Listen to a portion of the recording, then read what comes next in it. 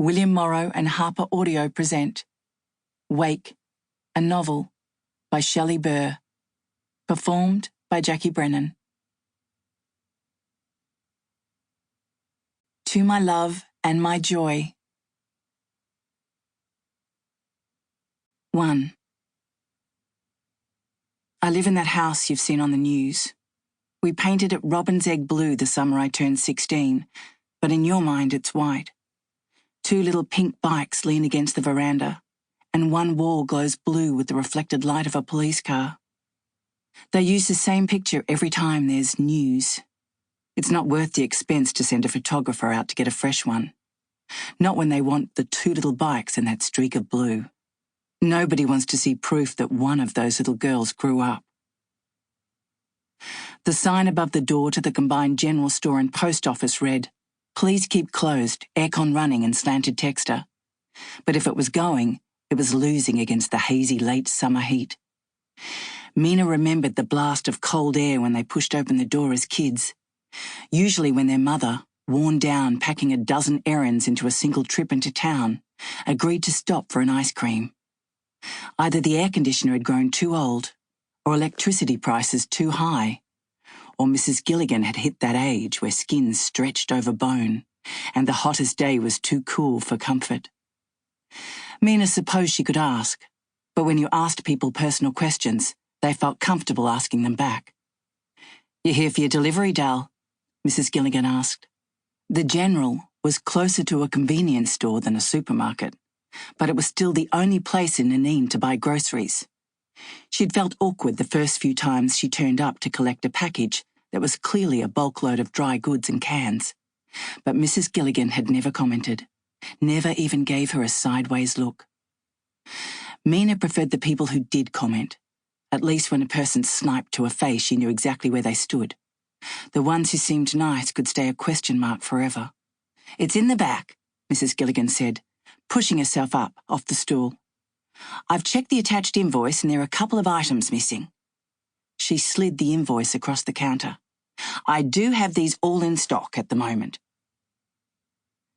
Mina skimmed the list, hoping it would be the junk food she'd added on impulse, or the batteries they could wait another 6 weeks.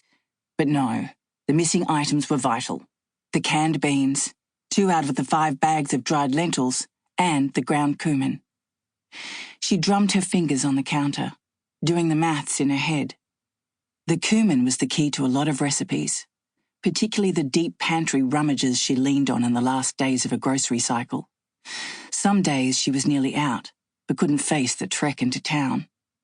Those days had made her an expert in the sort of cooking that would have made her great and great-great-grandmothers proud. The door opened behind her, and a man shuffled in. She studied his warped reflection in the glass door of the cigarette cabinet. He was tall and broad, wearing a black pullover and cargo pants despite the heat. He had a black knitted cap on, but what she could see of his hair was blonde, with the fuzzy texture that might be curls if he used the right conditioner. His face was unfamiliar, an unusual quality here. Nannine was a barely populated town in central New South Wales, far enough off the highway that no travellers passed through searching for hot pies and public toilets. The seasonal workers at the surrounding farms were all in place by this point in the year. Mrs. Gillian straightened her posture, looking at him with an open curiosity that meant Mina wasn't out of the loop on any gossip. He was a new face, and that sent anxiety slicing through her gut. She walked away from the counter with quick steps. She kept her eyes on the lower shelves as she passed the man, as if she were fascinated by the cheapest available floor cleaner. Even though she rarely shopped there, she had the layout of the store and the location of all of her typical items memorized. 3 aisles, 6 shelves, and a row of fridges and freezers at the back. She was conscious of the man as she moved about. He drifted from one side of the store to another, throwing items in his basket with barely a glance at the shelves.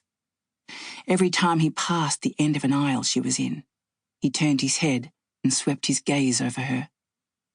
That was normal, she reminded herself. If he was new in town, he would have no idea what was where in the store.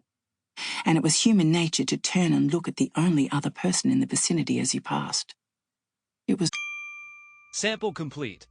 Ready to continue?